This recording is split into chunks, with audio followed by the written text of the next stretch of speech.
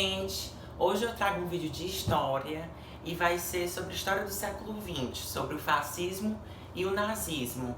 E é uma história muito relevante, não só para você que vai realizar uma prova, um vestibular, enfim, mas também porque é uma coisa que ainda traz impacto nos dias de hoje. Porque toda história traz diversos resquícios para as sociedades atuais. E a primeira coisa, e eu acho que isso é o básico em todo vídeo de história, é primeiro eu contextualizar para vocês o que basicamente estava acontecendo. Entre a Primeira Guerra Mundial e a Segunda Guerra Mundial, a Europa vive um período conhecido como entreguerras, porque um dos fatores que motivaram a Segunda Guerra Mundial foi justamente a Primeira Guerra Mundial. Em 1919, aconteceu uma conferência internacional. Nessa conferência, foram mais de 1.000 delegados de 27 estados.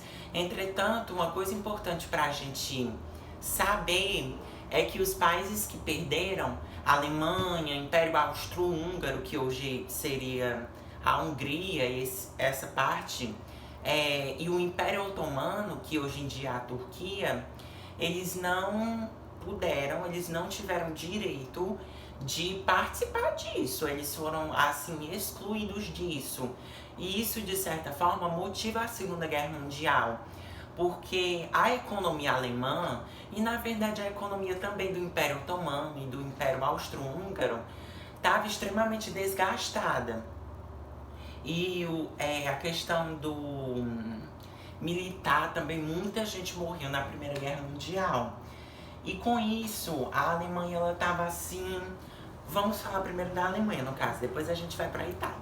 A Alemanha estava numa situação péssima. Ela estava toda derrotada, toda assim, desgastadíssima. E o Tratado de Versalhes, que foi o que eu disse, ele foi assinado em 1919 e foi entre a Inglaterra e a França, com a Alemanha no caso. Que no caso, a Inglaterra e a França faziam parte da Tríplice Entente, que foi a vitoriosa. E nesse Tratado de Versalhes, ele colocava várias coisas, como por exemplo, a Alemanha teria que perder territórios e colônias, como a Alsácia-Lorena, que ficou sob o controle da França depois, e também ela teve que pagar várias indenizações aos países vitoriosos, que no caso Inglaterra e França. E tudo isso dificultou demais também os investimentos públicos, porque o dinheiro que a Alemanha tinha estava voltado a pagar essas indenizações. E essa questão das colônias, por eles estarem sem suas colônias, que eram tão ricas em ferro, cobre, ouro e etc., isso também dificultou a atividade industrial, a retomada industrial depois da guerra. E aí a economia da Alemanha estava realmente assim toda quebrada. E mais que isso, também no âmbito político e no âmbito social, a Alemanha também estava passando por várias modificações. Antes, a Alemanha era governada por um rei, e o último rei deles foi Guilherme II. E aí, esse rei ele foi afastado do poder, e em lugar dele foi colocado a república que ficou chamada República de Weimar. E aí, de certa forma, a Alemanha passou um período sendo democrática. Os meios democráticos estavam se fortalecendo. Mas, em 1929, um fato muito importante que a gente precisa saber é a crise de 1929, que também pode aparecer como a Grande Depressão. Eu não vou me aprofundar tanto nessa crise, porque ela é um assunto para um vídeo inteiro. E o nosso tema desse vídeo é nazismo e fascismo. Mas essa crise, basicamente, foi um problema que aconteceu na Bolsa de Valores. Foi uma crise assim no sistema capitalista completamente. E os Estados Unidos, eles ajudavam os países europeus enviando meio que coisas para eles recuperarem a economia. Os Estados Unidos exportavam bastante para a Europa. E uma coisa legal que eu vi, que inclusive foi da Deborah Ladin, que ela é maravilhosa, é para você decorar essa atuação dos Estados Unidos, você pode imaginar que os Estados Unidos é sempre um curativo, que vai estar sempre querendo aí ajudar a reerguer a economia dos países. Então os Estados Unidos, eles estavam ajudando a economia alemã, que estava muito quebrada. Mas com a crise de 1929, que no caso foi essa crise no capitalismo, os Estados Unidos assim quebraram completamente. Os Estados Unidos passaram por um período de muita miséria, muita gente morando na rua, muita gente pegando muita doença. Então foi um período assim muito miserável, digamos assim, para os Estados Unidos. E isso não impactou só a América, isso impactou também a Europa, como eu venho dizendo. E até na questão do Brasil, nessa época, o que vigorava era o café. Então as exportações cafeeiras também desceram bastante. E aí, com essa crise, isso aumentou mais o sentimento nas pessoas de descrença do capitalismo liberal e da democracia. Então as pessoas estavam tão assim que elas já acreditavam que a causadora de tudo de ruim que estava acontecendo com eles era a democracia liberal. E em meio a isso, tivemos muitos partidos radicais, não só de esquerda, como também não só de direita. Como também de direita, quer dizer, na Europa estava acontecendo nessa época uma onda muito forte comunista. Os ideais comunistas de revolução socialista estavam muito fortes. Um atuante muito forte aqui na Alemanha foi Rosa Luxemburgo, que ela atuou mais ou menos na época que essa República de Weimar estava se instaurando. Tem até uma foto aqui dela que eu vou mostrar pra vocês. E aí ela acabou sendo morta porque nessa época as pessoas eram muito reprimidas, né? E a gente vai ver isso ainda mais daqui a pouco. A crise impactou bastante e esses partidos de extrema direita começaram a crescer. Os ideais começaram a crescer. E, primeiramente, vamos entender qual é o significado da palavra fascismo. Fascismo vem do termo italiano fascio, que significa feixe de varas. Na Roma Antiga, a palavra fascio, o termo face, ele tem a ver com machado. E isso era, inclusive, o símbolo do Partido Fascista Italiano. E, primeiramente, esse partido fascista, ele funcionava como se fosse assim uma milícia. Então eles iam pregando a violência, iam fazendo essa coisa toda de ódio. E outra coisa que eu me esqueci de citar é que o machado, ele significa essa questão de força, de autoridade, de poder, enfim, dessa autoridade suprema. E aí, esse partido fascista começou a usar esse símbolo para simbolizar toda essa força. E esse partido, basicamente, ele defendia o fim da democracia e apoiava o poder bem forte do Estado. E esse grupo começou a ganhar poder, porque os fascismos, os partidos fascistas, se tem uma coisa que eles faziam muito direito, era a questão dos discursos. Eles conseguiam meio que assim fazer discursos muito eloquentes que as pessoas ficavam ouvindo ali. E eles faziam esses discursos de que a economia do país ia se reerguer, que a Itália ia voltar a ser o país assim forte.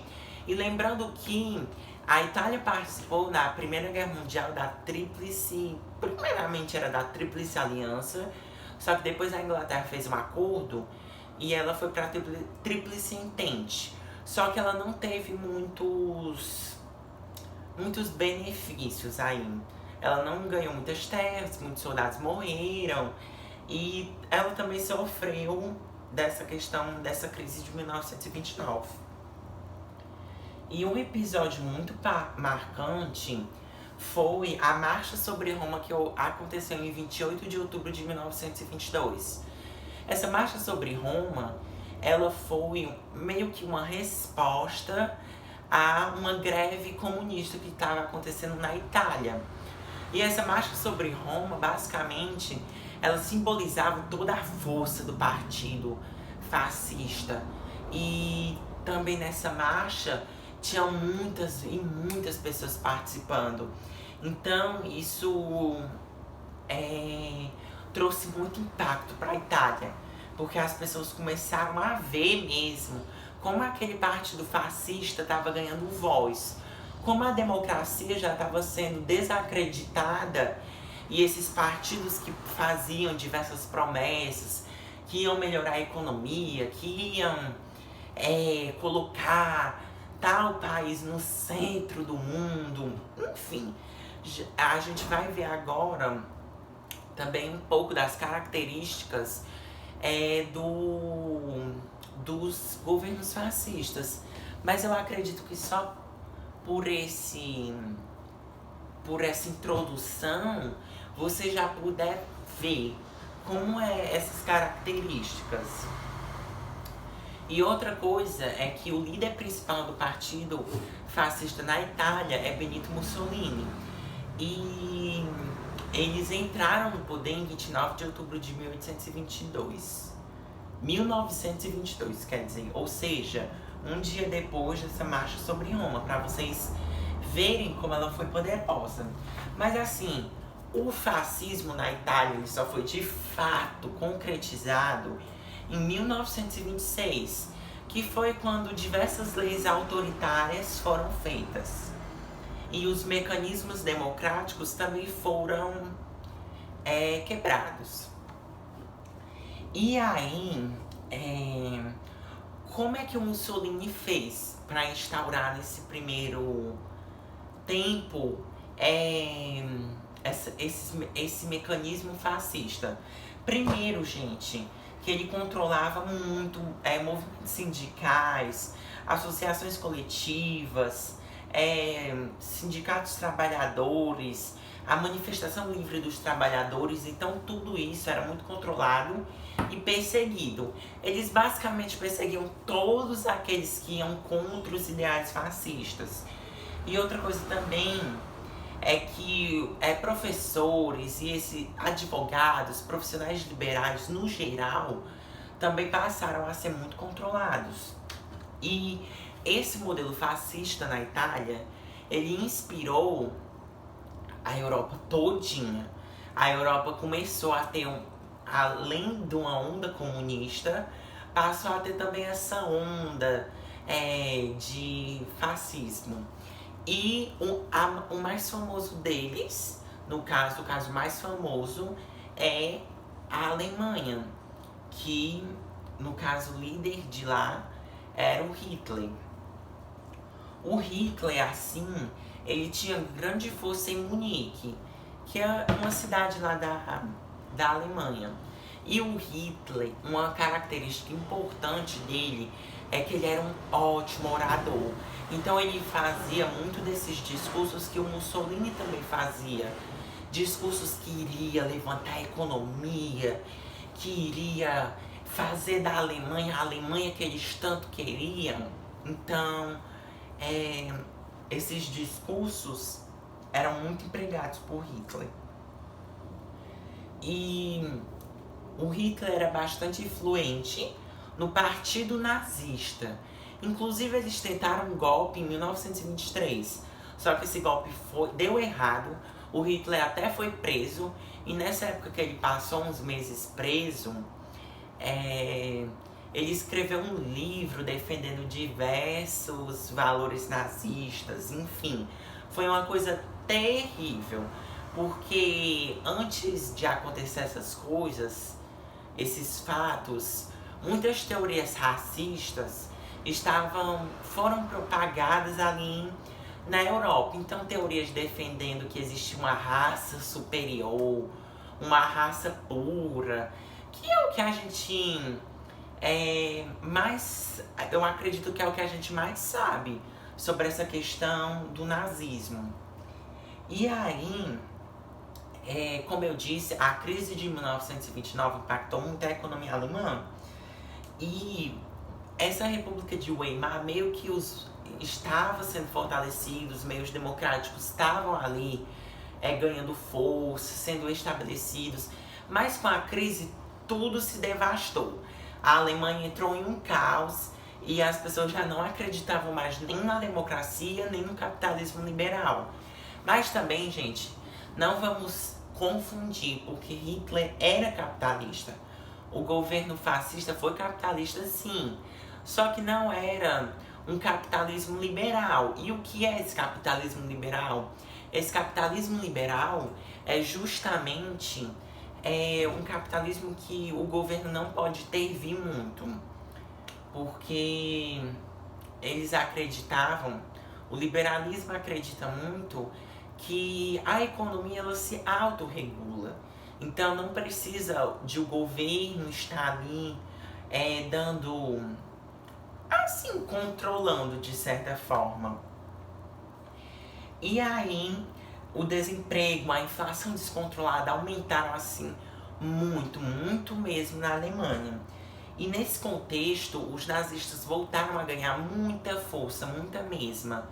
E eles obtiveram bons resultados nas eleições de 1930 e 1932. E foi nesse colapso. E também outra coisa, muitas pessoas tinham medo de uma revolução socialista. Então, ao mesmo tempo que elas estavam descrentes da democracia liberal e estavam descrentes também, estavam com medo também da revolução socialista, como eu disse, elas começaram a enxergar nessas novas ideologias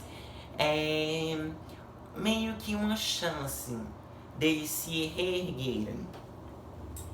E aí, o partido voltou a ganhar muita força e em 1933 Hitler foi nomeado chanceler lá na Alemanha, que era um título bem importante, que eu na verdade nem sei o significado do título, mas é um título muito importante que o Hitler ganhou. E aí isso marcou o início da organização do governo fascista, ou seja, na Itália o fascismo começou, eles se instauraram em 1922, mas só foi concretizado em 1926. E na Alemanha, eles estavam ali mesmo em 1933. O Estado nazista começou a controlar basicamente tudo, assim como a gente viu no Estado fascista alemão.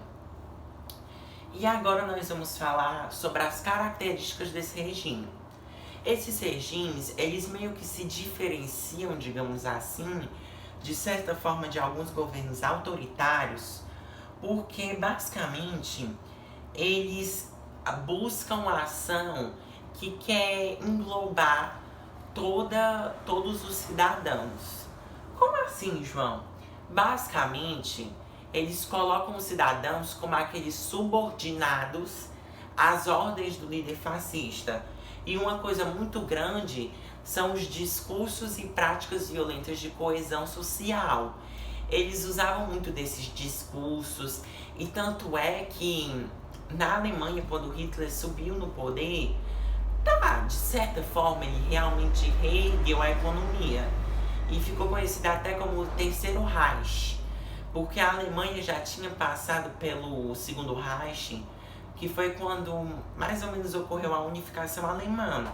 Inclusive Hitler, uma curiosidade, se inspirava é no líder alemão Otto Bismarck, se eu não me engano, este é o nome dele.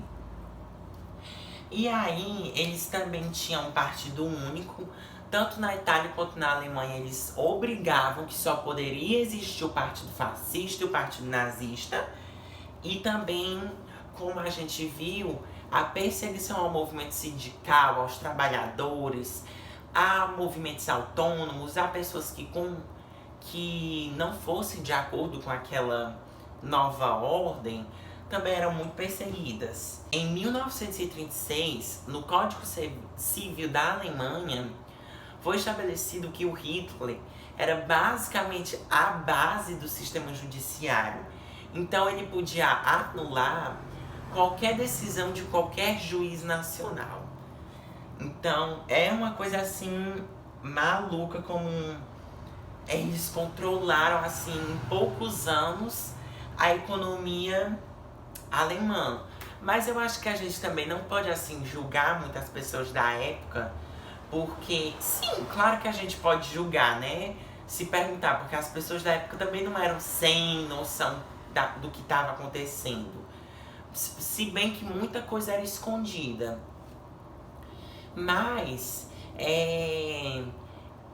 esses discursos, eles, como eu disse, eles faziam muito a cabeça das pessoas. E as pessoas estavam meio que desacreditadas. E eles faziam também muitas leis para fortalecer o seu poder pessoal. E outra coisa muito importante é a violência empregada. Muito assassinato, muito espancamento nas ruas eram empregados sim por eles. E outra coisa importante, que para eles assegurarem esse discurso, eles usavam muito do controle das mídias. Assim, eles eram muito espertos, controlavam assim, a mídia completamente. E aí o único discurso que vigorava era o discurso fascista. E era muito rigoroso mesmo esse controle. E por fim, uma das coisas que eu acho que é o que a gente mais sabe é a perseguição a minorias. Os partidos fascistas meio que acreditavam que as minorias como homossexuais, intelectuais, comunistas, judeus, ciganos, testemunhas de Jeová, meio que ameaçavam essa ordem deles. E principalmente os judeus, assim, na Alemanha, foram duramente reprimidos. O que a gente vai ver como muitas leis foram criadas. E um dos principais resultados disso foi o Holocausto. Que no caso o Holocausto foi um extermínio sistemático da população judaica na Europa.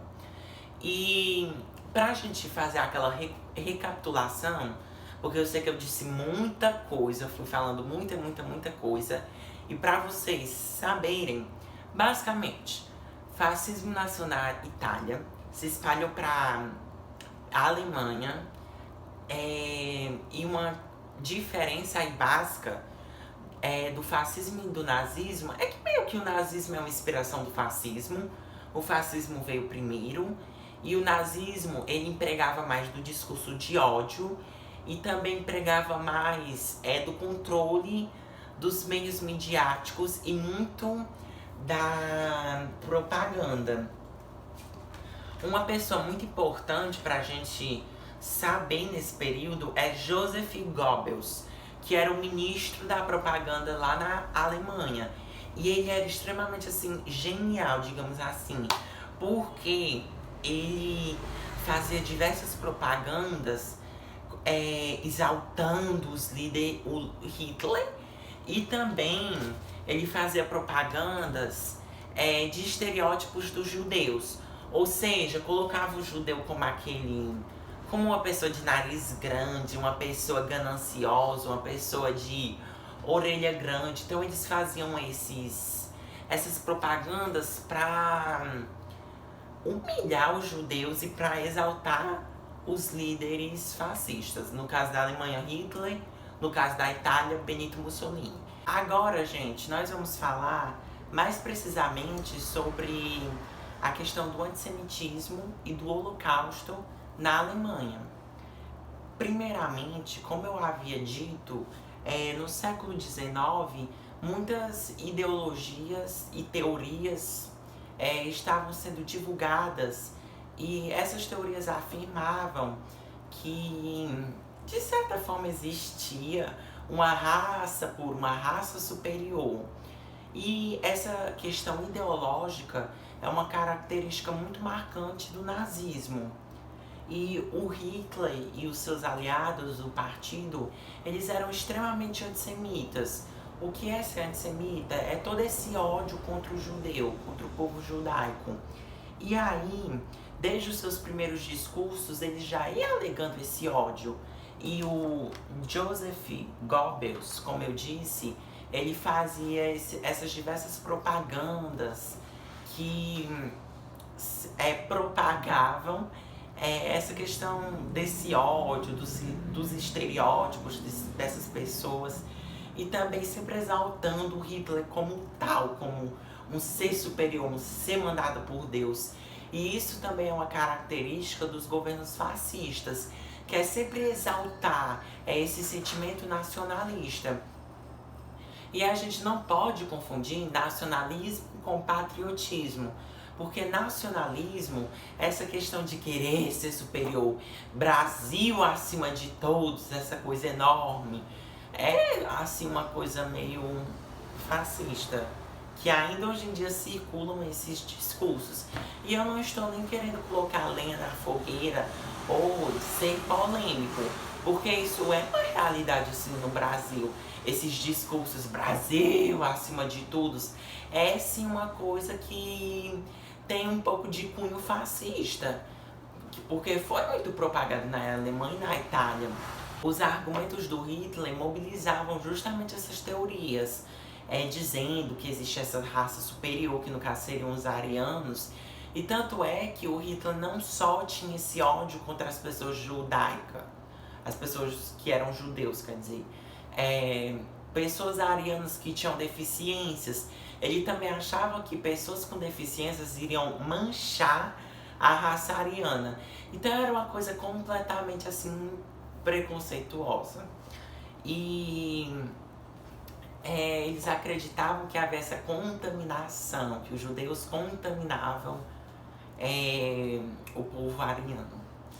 E aí, em 1933, que foi quando Hitler recebeu o título de chanceler, não sei como é que se pronuncia direito, ele já começou colocando a primeira legislação antissemita, autorizando a disseminação de a demissão, quer dizer, de todos os funcionários públicos. Aí nos anos seguintes, meu amor, foi um papoco enorme na Alemanha. Em 1935 foram feitas as leis de Nuremberg. E aí essas leis basicamente diziam que os judeus não eram mais cidadãos. A pessoa judeu, o povo judaico deixa de ser considerado cidadão, para você ter noção.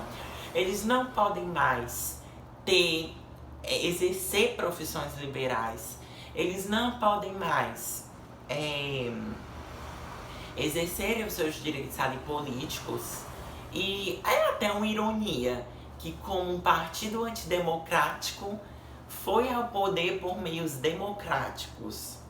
E outra coisa é que eles também suas propriedades foram expropriadas. Um episódio muito marcante que ocorreu em 1938, que é conhecida como a Noite dos Cristais, foi uma noite onde várias propriedades judaicas foram expropriadas, quebradas, demolidas, assaltadas pelo governo.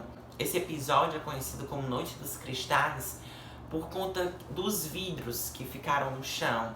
E foi assim uma coisa terrível. Eles estimulavam muito essa questão da violência, e isso ainda deixou mais claro a exclusão social.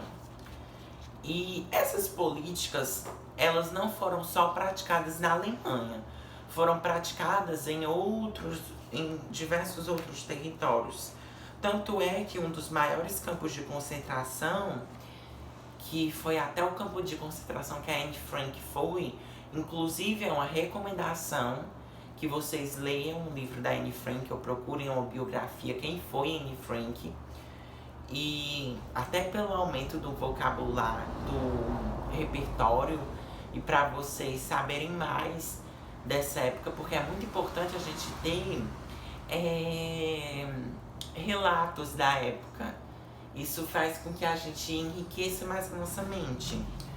O nome do campo de concentração da Polônia, que foi o que a Anne Frank foi, é tipo Auschwitz.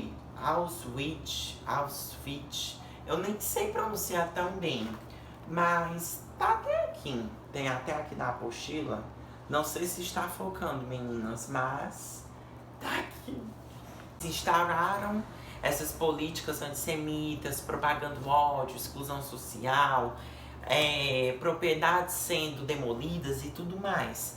E aí, em 1939, que foi quando basicamente começou a Segunda Guerra Mundial, começaram a ser construídos os campos de concentração. E aí, meu amor, isso só foi ladeira abaixo. Esses campos de concentração não tinham só judeus, tinham também ciganos, testemunhas de Jeová, homossexuais, intelectuais. E muitos livros foram queimados, muitos livros com ideologias comunistas e muitos livros com autoria judaica. E um autor que a gente tem muito famoso, que é o pai da psicanálise, você já deve saber quem eu estou falando, é o Freud. Ele tinha diversos livros, né, da psicanálise. E tem outra frase que a Deborah Ladin disse num vídeo dela que eu achei muito interessante, que na verdade foi o Freud que disse, que é assim: na Idade Média me queimariam, hoje em dia eles se contentam em queimar meus livros. Então é justamente essa questão da queima dos livros. Freud, inclusive, saiu de onde ele morava, e foi, que era a Áustria, eu acho, e foi para Inglaterra. E aí, em 1841, o Hitler implementou a solução final para eliminar o povo judaico. O objetivo dessa proposta era literalmente exterminar toda a população judaica da Europa. E aí, estima-se que 2/3 da população judaica europeia morreram. Aproximadamente 6 milhões de judeus morreram. O que é um passado extremamente horroroso e que a gente sempre deve estar falando, a gente sempre deve estar debatendo para que isso nunca mais ocorra, para que esse passado nunca mais volte pra gente, assim. No Brasil também propagam esse ódio, esses grupos nacionalistas de extrema direita que colocam assim esse ódio em tona. E a solução final, essa de 1841, deu origem ao Holocausto, que o Holocausto nada mais é do que uma política sistemática de exterminação dos judeus. E nesses campos de concentração as condições eram muito miseráveis, muito insalubres. Era uma coisa assim que os judeus eram extremamente assim magros, porque eles não comiam nada que fosse de fundamento. O que eles podiam comer assim era um pedaço de pão morfado. Então era uma coisa horrorosa. Também tinha a questão do trabalho forçado. Os judeus foram muito obrigados a trabalhar forçadamente. E também muitos experimentos foram feitos nos judeus. Experimentos horrorosos, que tem uns experimentos que nem deram alguma revalia à ciência. Então, cabe a nós, como cidadãos, sempre refletirmos sobre isso. E com isso, gente, a gente chega ao final do vídeo. Foi um vídeo bastante bom de ser debatido, de ser falado. E eu passei um tempo não gravando vídeo no YouTube, no caso umas 2 semanas, por conta que eu estava doente. Mas agora eu estou Bem, graças a Deus é um médico que fui até lá. Vamos continuar tendo vídeo no canal toda semana. E mais focados no campo da história. E principalmente nesse período da história do século XX. Estou mais focado nessa história do século XX. Até mesmo para ajudar o pessoal da minha sala. Então, é isso. Um beijo pra vocês. Vocês estão no meu coração. E que vocês consigam ter aprendido bastante. Então, tchau!